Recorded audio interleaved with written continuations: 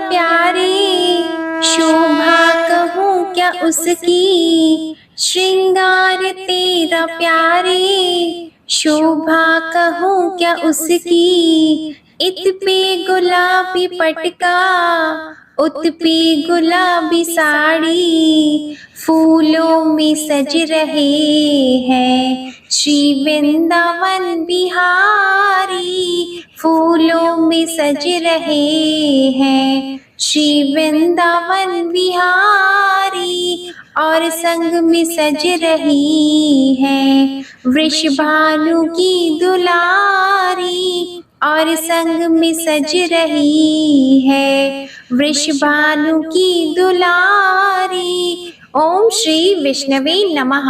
मैं हूँ वामिका और आप सभी का हमारे चैनल आध्यात्मिक सागर में हार्दिक अभिनंदन है। आज आप सुनेंगे कार्तिक मास महात्म्य का अध्याय 17। इसी के साथ आप सुनेंगे भगवत गीता का पाठ, विष्णु चालीसा का पाठ, तुलसी माता की कथा और तुलसी माता की आरती।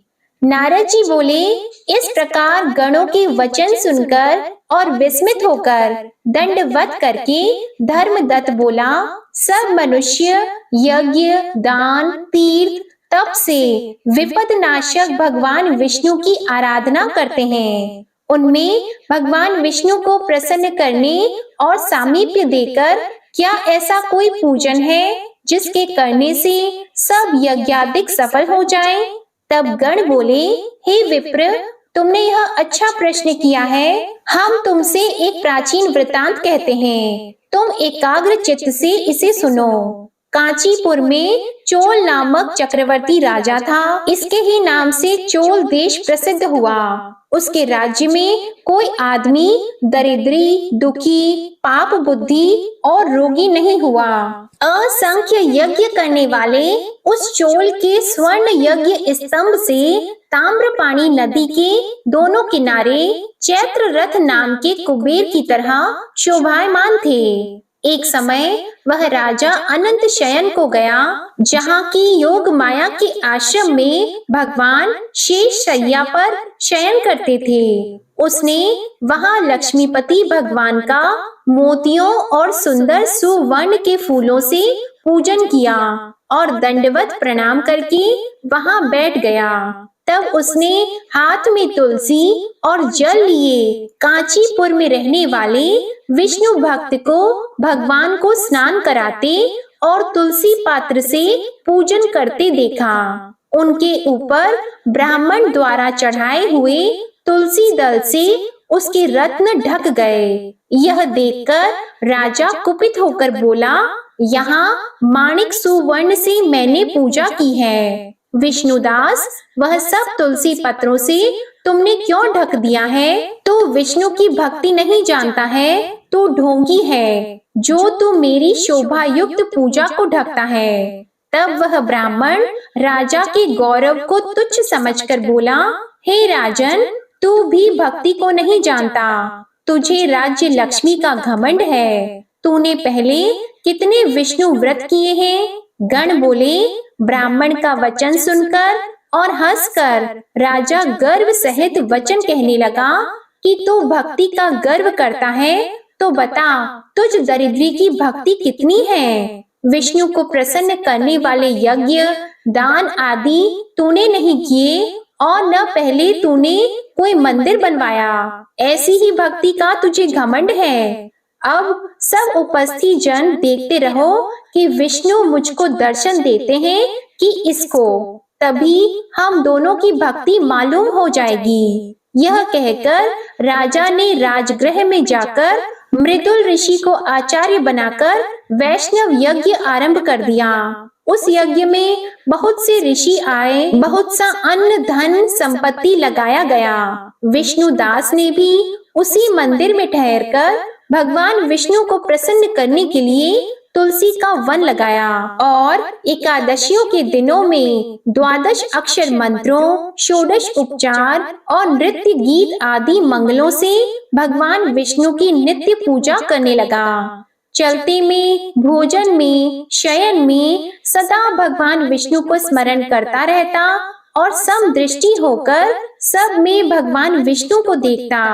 भगवान विष्णु की प्रसन्नता के लिए माघ एवं कार्तिक मास के विशेष नियम करके व्रत करने लगा और फिर उनके उद्यापन भी उसने पूर्ण किए। इस प्रकार समस्त इंद्रियों को वश में करके भगवान की आराधना करते हुए राजा चोल और विष्णुदास को बहुत समय व्यतीत हो गया। इसके आगे का वृतांत आप अगले अध्याय में सुनेंगे। इसी के साथ अब आप सुनिए भगवत गीता का यह महात्म्य। महादेव जी कहते हैं, पार्वती, अब मैं आदर पूर्वक नवम अध्याय के महात्म्य का वर्णन करूंगा, तुम स्थिर होकर सुनो। नर्मदा के तट पर माहिष्मती नाम की एक नगरी है। वहाँ माधव नाम के एक ब्राह्मण रहते थे जो वेद वेदांगों के तत्वज्ञ और समय समय पर आने वाले अतिथियों के प्रेमी थे। उन्होंने विद्या के द्वारा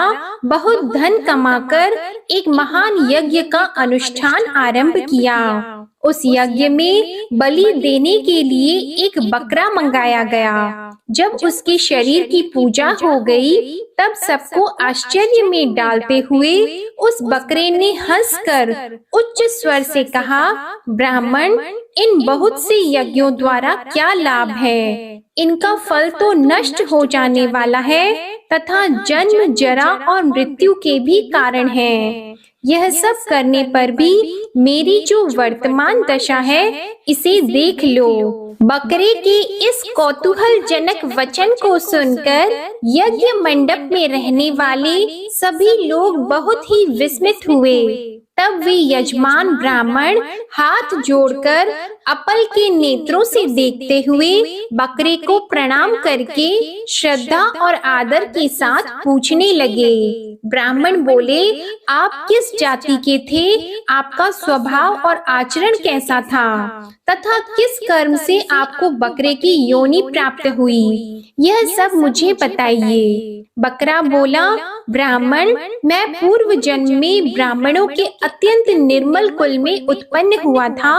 समस्त यज्ञों का अनुष्ठान करने वाला और वेद विद्या में प्रवीण था। एक दिन मेरी स्त्री ने भगवती दुर्गा की भक्ति से विनम्र होकर अपने बालक के रोग की शांति के लिए बलि देने के निमित्त मुझसे एक बकरा मांगा। तत्पश्चात जब चंडिका के मंदिर में वह बकरा मारा जाने लगा, उस समय उसकी माता ने मुझे शाप दिया, ओ ब्राह्मणों में नीच पापी, तू मेरे बच्चे का वध करना चाहता है, इसलिए तू भी बकरे की योनि में जन्म लेगा। द्विज श्रेष्ठ, तब कालवश मृत्यु को प्राप्त होकर मैं बकरा हुआ। यद्यपि मैं पशु योनि में पड़ा हूँ तो भी मुझे अपने पूर्व जन्मों का स्मरण बना हुआ है। ब्राह्मण, यदि आपको सुनने की उत्कंठा हो तो मैं एक और भी आश्चर्य की बात बताता हूँ। कुरुक्षेत्र नामक एक नगर है जो मोक्ष प्रदान करने वाला है। वहाँ चंद्र शर्मा नामक एक सूर्यवंशी राजा राज्य करते थे। एक समय जबकि सूर्य ग्रहण लगा था, राजा ने बड़ी श्रद्धा के साथ काल पुरुष का दान करने की तैयारी की। उन्होंने वेद वेदांगों के पारगामी एक विद्वान ब्राह्मण को बुलवाया और पुरोहित के साथ वे तीर्थ के पावन जल से स्नान करने को चले। तीर्थ के पास पहुंचकर राजा ने स्नान किया और 2 वस्त्र धारण किए। फिर पवित्र एवं प्रसन्न चित्त होकर उन्होंने श्वेत चंदन लगाया और बगल में खड़े हुए पुरोहित का हाथ पकड़कर तत्कालोचित मनुष्यों से घिरे हुए अपने स्थान पर लौट आए। आने पर राजा ने यथोचित विधि से भक्ति पूर्वक ब्राह्मण को काल पुरुष का दान किया। तब काल पुरुष का हृदय चीरकर उसमें से एक पाप आत्मा चांडाल प्रकट हुआ।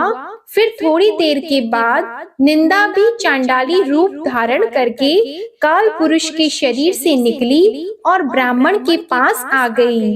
इस प्रकार चांडालों की वह जोड़ी आंखें लाल किए निकली और ब्राह्मण के शरीर में हठात प्रवेश करने लगी। ब्राह्मण मन ही मन गीता के 9वें अध्याय का जप करते थे और राजा चुपचाप यह सब कौतुक देखने लगे।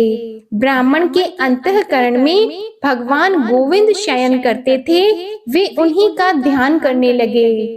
ब्राह्मण ने जब गीता के 9वें अध्याय का जप करते हुए अपने आश्रय भूत भगवान का ध्यान किया, उस समय गीता के अक्षरों से प्रकट हुए विष्णु दूतों द्वारा पीड़ित होकर वे दोनों चांडाल भाग गए। उनका उद्योग निष्फल हो गया। इस प्रकार इस घटना को प्रत्यक्ष देखकर राजा के नेत्र आश्चर्य से चकित हो उठे। उन्होंने ब्राह्मण से पूछा, विप्रवर, इस महाभयंकर आपत्ति को आपने कैसे पार किया?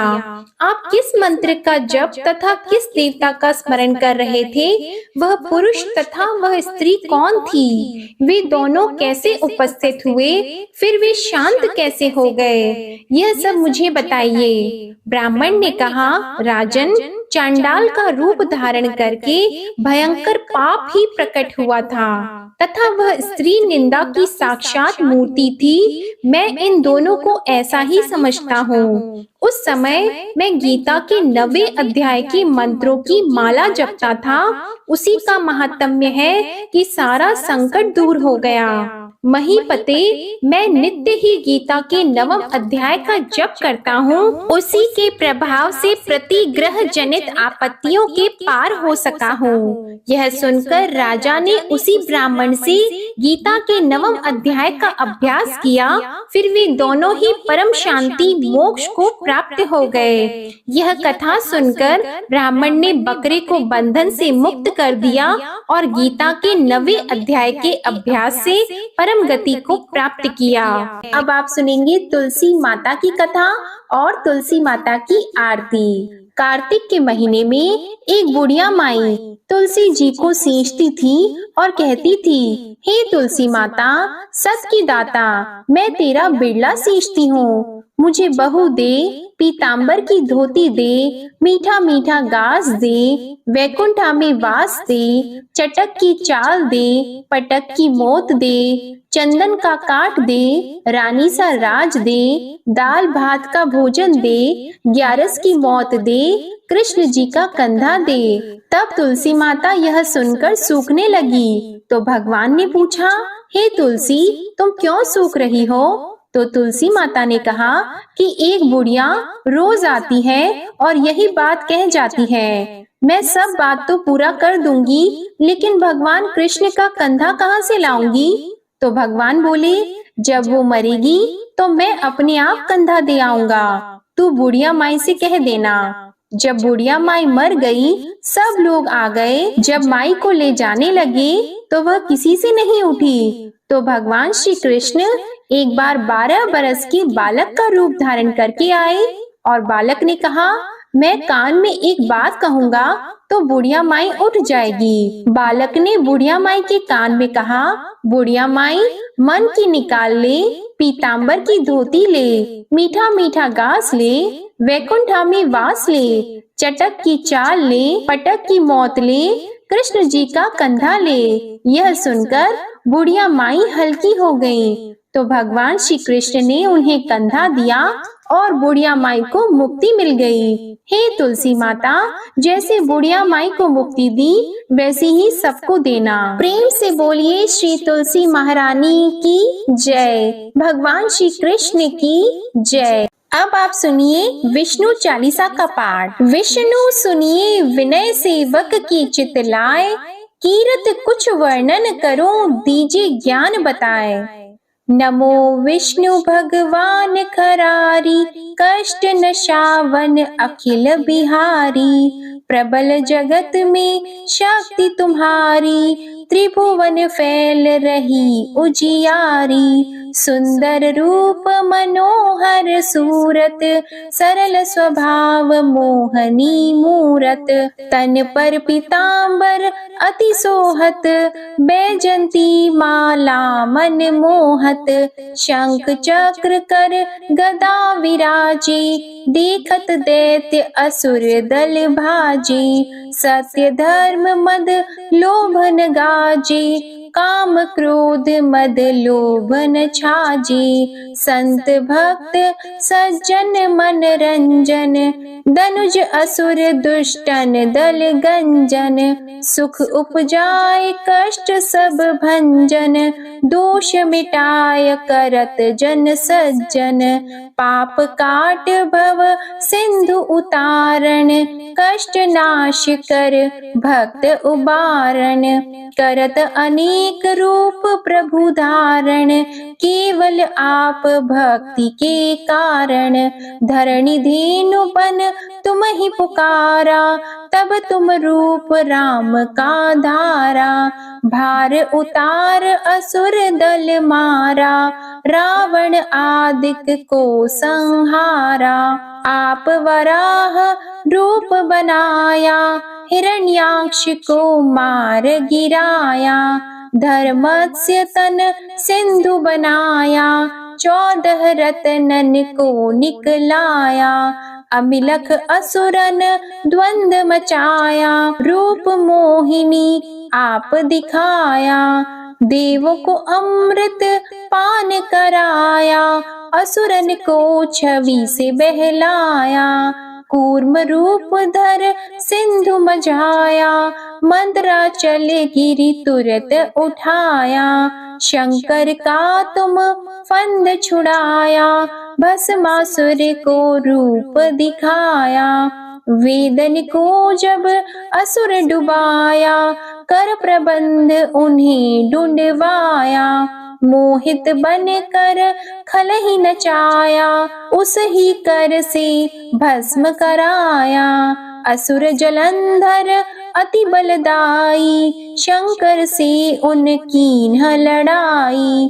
हार पार शिव सकल बनाई, कीन सती से छल खल जाई। सुमिरन कीन तुम्हें शिव रानी, बतलाई सब विपत कहानी। तब तुम बने मुनीश्वर ज्ञानी, वृंदा की सब सुरति भुलानी। देख 3 धनुज शैतानी, वृंदा आए तुम्हें लपटानी। हो स्पर्श धर्म क्षति मानी, हना असुर उर शिव शैतानी। तुमने ध्रुव प्रहलाद उबारे, हिरणाकुश आदिक खल मारे। गणिका और अजामिल तारे, बहुत भक्त भव सिंधु उतारे। हरहु सकल संताप हमारे, कृपा करहु हरि सिरजनहारे। देखहु मैं निज दर्श तुम्हारे, दीप बंधु भक्तन हितकारे। चाहता आपका सेवक दर्शन, करहु दया अपनी मधुसूदन। जानो नहीं योग्य जब पूजन, होय यज्ञ स्तुति अनुमोदन। शील दया संतोष सुलक्षण, विदित नहीं व्रत बोध विलक्षण। करहु आपका किस विधि पूजन, कुमति विलोक होत दुख भीषण। करहु प्रणाम कौन विधि सुमिरन, कौन भांति मैं करहु समर्पण। सुर मुनि करत सदा सेवकाई, हर्षित रहत परम गति पाई। दीन दुखिन पर सदा सहाई, निज जन जान लेव अपनाई। पाप दोष संताप नशाओ, भव बंधन से मुक्त कराओ। सुत संपत्ति दे सुख उपजाओ, निज चरणन का दास बनाओ। निगम सदा ये विनय सुनावे, पढ़े सुने सो जन सुख पावे। ओम श्री विष्णवे नमः। अब आप सुनिए तुलसी माता की आरती। तुलसी महारानी नमो नमो, हरि की पटरानी नमो नमो।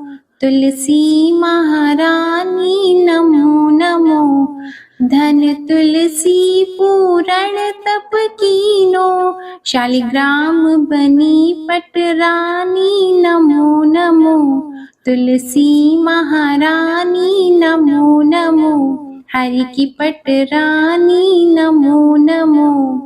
जाकी पत्र मंजरी कोमल, श्रीपति कमल चरण लपटानी नमो नमो।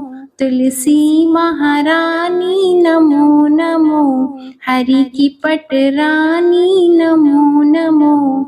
कौन से महीने बोई रानी तुलसा, कौन से महीने हुई हरियाली नमो नमो। कौन से महीने हुई तेरी पूजा, कौन से महीने हुई पटरानी नमो नमो। तुलसी महारानी नमो नमो, हरि की पटरानी नमो नमो। आषाढ़ मास में बोई रानी तुलसा, सावन मास में हुई हरियाली नमो नमो।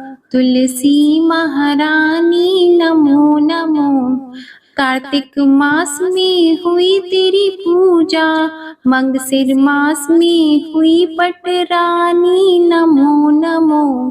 तुलसी महारानी नमो नमो। धूप दीप नैवेद्य आरती, पुष्पन की वर्षा बरसानी नमो नमो।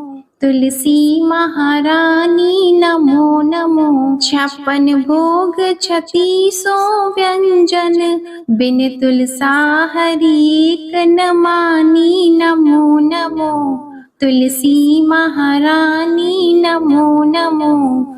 जो तुलसी को सवेरे गाए, श्री कृष्ण के दर्शन पाए नमो नमो। तुलसी महारानी नमो नमो। जो तुलसी को दोपहर में गाए, खीर खांड का भोग लगाए नमो नमो। तुलसी महारानी नमो नमो। जो तुलसी को सांझ को गाए, श्री कृष्ण की आरती उतारे नमो नमो। तुलसी महारानी नमो नमो।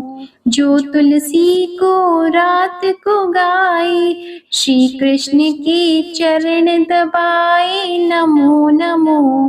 तुलसी महारानी नमो नमो। सभी सखी मैया तेरो यश गावे, भक्ति दान दीजिए महारानी नमो नमो। तुलसी महारानी नमो नमो। तुलसी महारानी नमो नमो, हरि की पटरानी नमो नमो। प्रेम से बोलिए तुलसी माता की जय, लक्ष्मी माता की जय, भगवान विष्णु जी की जय। यह थी आज की कार्तिक मास महात्म्य की कथा। आपको ये कथा पसंद आए तो वीडियो को लाइक करिएगा, शेयर करिएगा, कमेंट में भगवान श्री कृष्ण, तुलसी माता, लक्ष्मी माता, विष्णु भगवान की जय लिखिएगा और चैनल को भी सब्सक्राइब करिएगा। जय श्री कृष्णा।